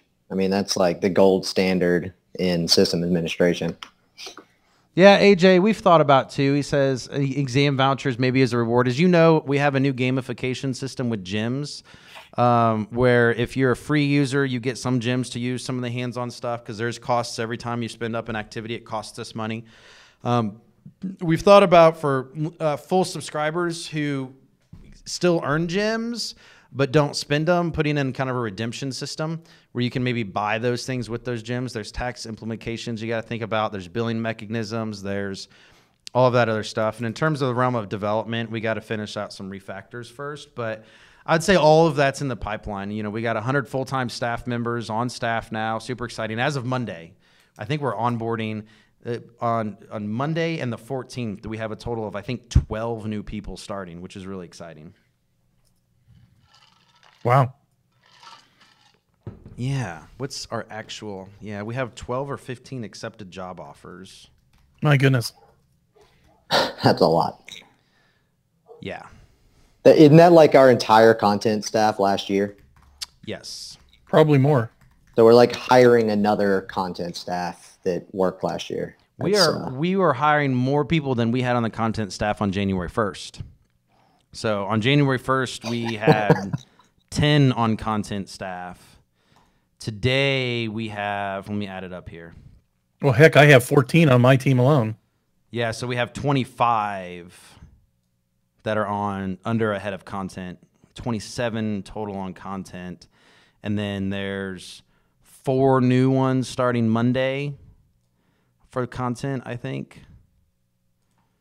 So outside of that, if I look at this, it says, that's we're big now. It says we have 101 as of today already in the system. So either the ones from Monday have already been put in, or we're going to be at like 110 on Monday. Who was employee number 100? They should get a balloon or something. I don't know. I was employee number 1. Can I get a balloon? I want a balloon. I think you get a little more than a balloon, Anthony. A lot of work is what I get. I was going to say 80 hours a week. Yeah. I went to SpaceX. I took my son to SpaceX. Now, thought it was going to be vacation. We went on the beach. We did that stuff. Turns out it's the hardest workout I've ever had for 3 days going to NASA. Going on my first vacation, adult vacation, and not taking my laptop for the first time in 10 years. Next Thursday. Going on a cruise. Going on a 3-day whopping cruise because can't go away that long. 3 days over the weekend. And my wife and I made a bet because she's like, and you're going to work the whole time with Wi-Fi, aren't you? And I was like, if you don't say that ever again, I won't bring anything and we won't use Wi-Fi. So, going to actually disconnect. Super healthy stuff. All right, so we're going to wrap up here in just a second. Last final things, but yeah, good celebrations. Bob says, remember when it was just Anthony and Terry voiced at Linux Academy? That is a grandfathered in student, user, subscriber, customer, whatever, if you've ever seen one. Yep. I mean, Linux Academy started in March 2012. So is that 6? Yep, 6 years ago. And Bob, I'm going to take my phone. I have 2 kids, and they're not coming, so it's hard for me to not. I'll probably buy Wi-Fi just so I can video chat with them, but I'm not going to bring my laptop. We got enough people where if stuff happens, we got enough good people on the team. Oh, thanks, AJ.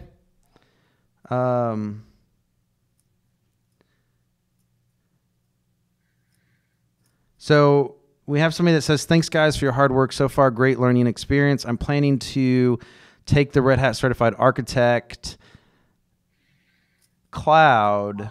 And he says, we have to pass 5 exams for each of the RHCA. Yes. There's 30 different certificates of expertise on Red Hat? Yeah, there's 14. There used to be 17. They retired 3. And you need 5 to be RHCA, and they do offer some specialization for a cloud and DevOps, but they actually retired one of the DevOps exams, so you can't actually get there right now. Yeah, our plan is to support all of the certificate and all the Red Hat stuff. We will have full RHCA support. For which RHCA do you know, Terry? Is the goal? Well, right now, it'll after this quarter, it'll shortly be the general RHCA. Just you qualify for an RHCA. Eventually, we'll support whatever their specialties are. Cloud certainly, and whatever they decide to replace the RHCA DevOps with once they figure out what exam they're replacing. Yeah, it's interesting. So it was Atomic Host, and they pulled that one. Yes, correct. And then they bought CoreOS. Correct. So, which we have a CoreOS Essentials, of course, just launched in April. Mm-hmm. CoreOS Essentials. I didn't see that in the listing, actually, under Linux. Do you see that in there, Terry? Nope, because it should be one of the top ones on beginner. Oh, no. Oh, no, it's in intermediate. Okay. Well, okay. Well, you can change it if you want. But yeah, source control with Git. I forgot that one we did too. And then Terraform. Derek was actually the course author. We launched Terraform, managing applications with Terraform, and using Salt configuration management. That's for Mel. Man, we launched a lot of Linux courses. Nginx Web Server Deep Dive. Oh yeah, He did a really good job of that. Man, this is a good April. Good job, guys. Guys and gals, very good job. Mastering System D. Mm-hmm. I know we don't even know all of the ones we launched. And that's just Linux and DevOps content. That's not even Google or Well, we did OpenShift, did and then and we did the Google Certified Professional Cloud Architect. Finished that one up.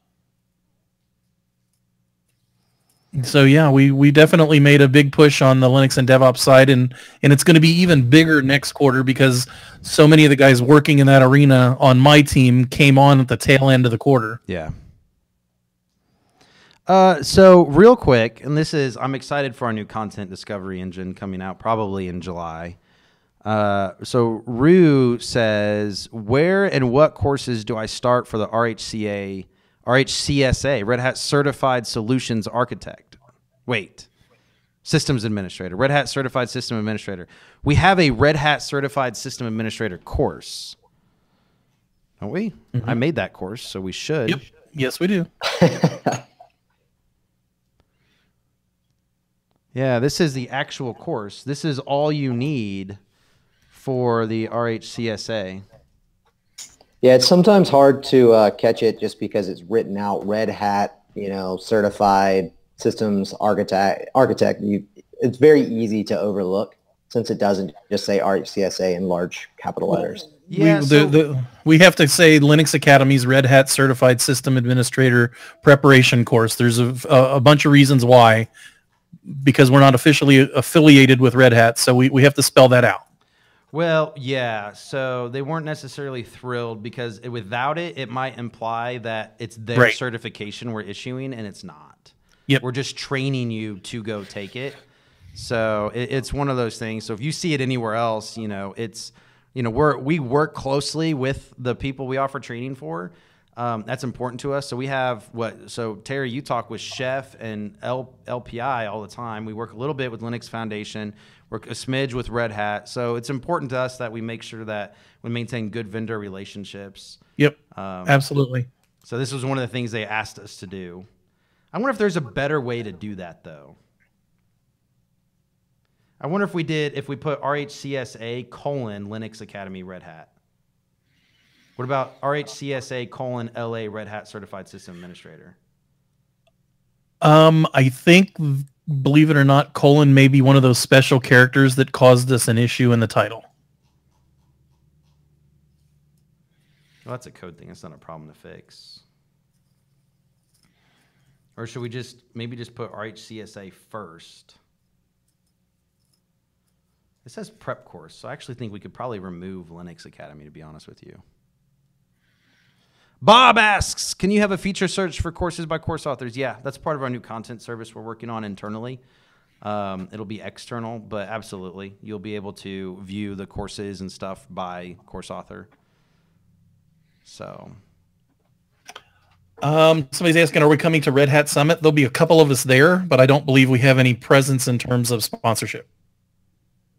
Is that right? I don't know. It's funny. It's funny. It's funny. I actually got to talk with Jim Whitehurst, which is the Red Hat CEO, but it's funny. I don't think so. I just won't go into more details on that. Yeah, I know Triva is going to be there, and I thought maybe somebody else, but I'd have to check with marketing. Yeah, Rue, I'd be curious if you had any better thoughts on naming for that, because I don't like the names we're using on that one, and it was my name. I know why we're doing it.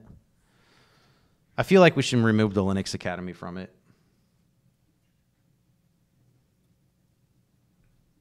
All right, Derek, so it looks like we're voting. You're going to do the RHCSA Challenge Quest.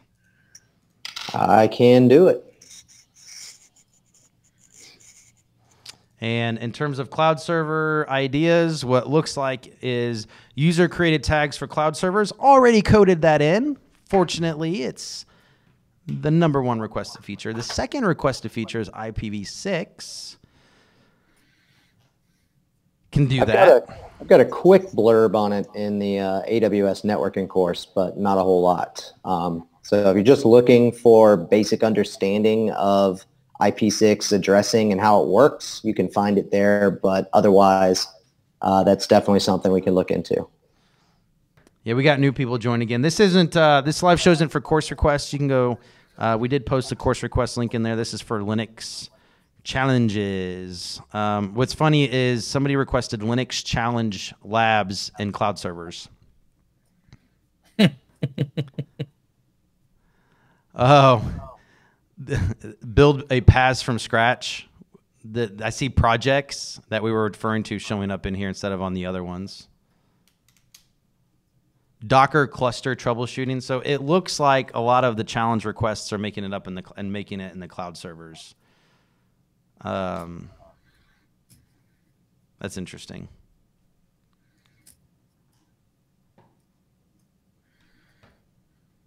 Yeah, I like this. Provide a way to back up student files and scripts quickly. That is part of the backup locally.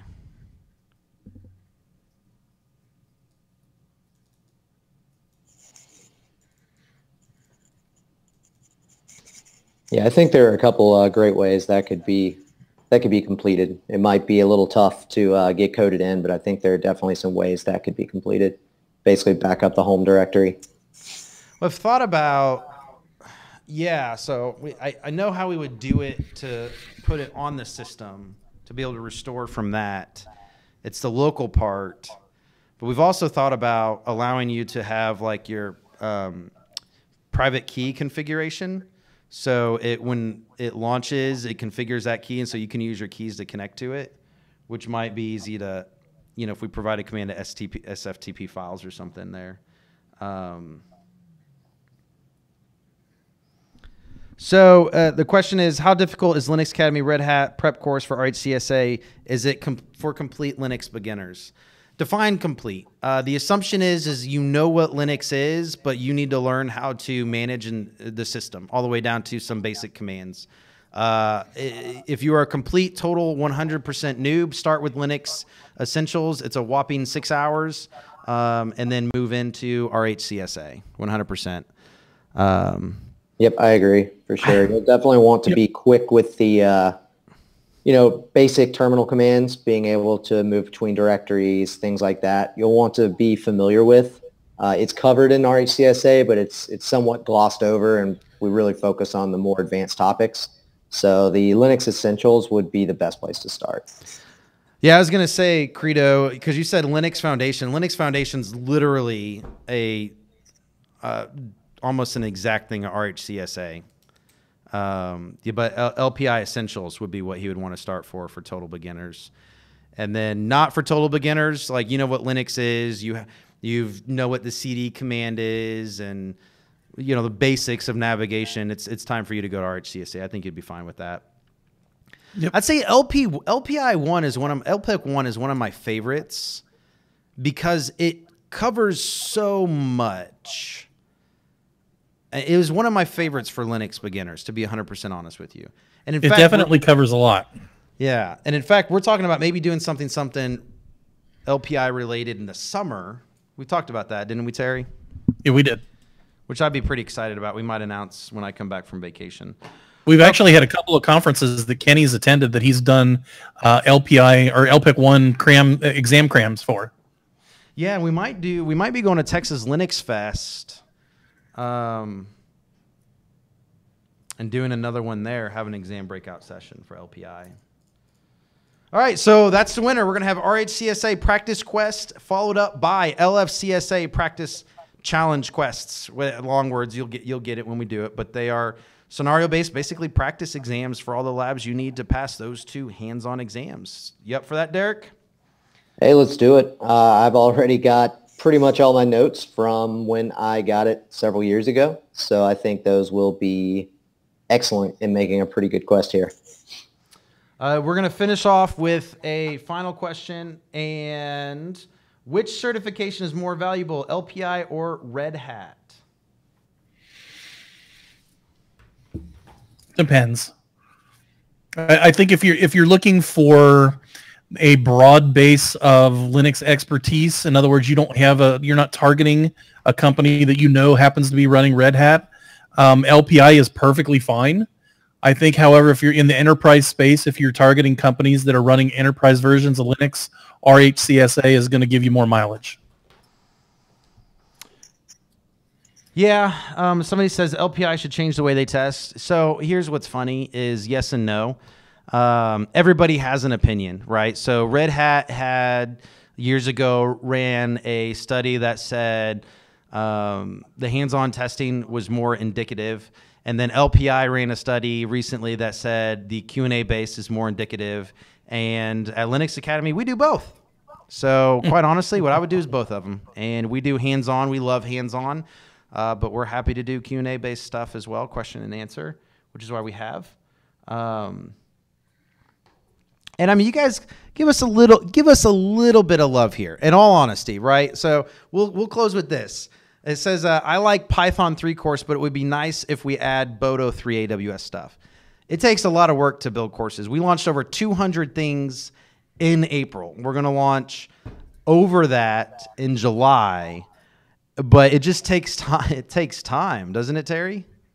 It does. It can take anywhere from 6 weeks to 3 months, depending upon the depth that we need to go to, the breadth of the tools that we have to cover, the complexity around their interaction, and plus we're doing a lot more in terms of hands-on, which takes longer to do. Because quite honestly, videos are the easy part of what we do.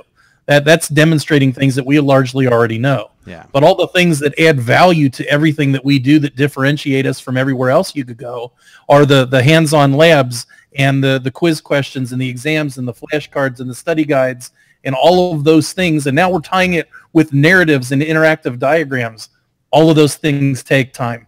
Yeah, and it's funny. So if you compare costs to other people out there, the first thing I would do is, number one, is compare the library. Right? We have more Linux training. We cover more Linux certification than anybody out there. The other side of that is you're going to get just videos wherever you go. The reason we charge what we charge is because of all of those things you mentioned and having full-time course authors that can answer your questions and all those things. As we mentioned before, we spend over $100,000 a month on hands-on labs, and all we're doing right now is figuring out how to add more hands-on labs. So, it's one of those things that, that's why we do what we do, and we believe in hands-on and our students. Thanks for joining us for the live show. It really means a lot that y'all love us and do that. So we're going to try to be more visible, talk about what we've done and all those things, all the launches we had. We're celebrating Linux right now to give Linux a little bit of love. Derek's going to be doing the RHCSA practice quest, which is going to be really awesome. And we got a lot of exciting announcements internally coming. So we got 25 full-time course authors as of today, 30 as of Monday, that are working every single day. They're doing hard work. They're hopping on with students sometimes when they have to. We have a lot of development going on, and we have a really cool announcement and some changes that we're going to be pushing out here in a couple weeks as well. So really excited about that. And thanks. And we're going to close out here. Enjoy, and we're going to do more live streams. Catch you later. Later, guys. Bye, everybody.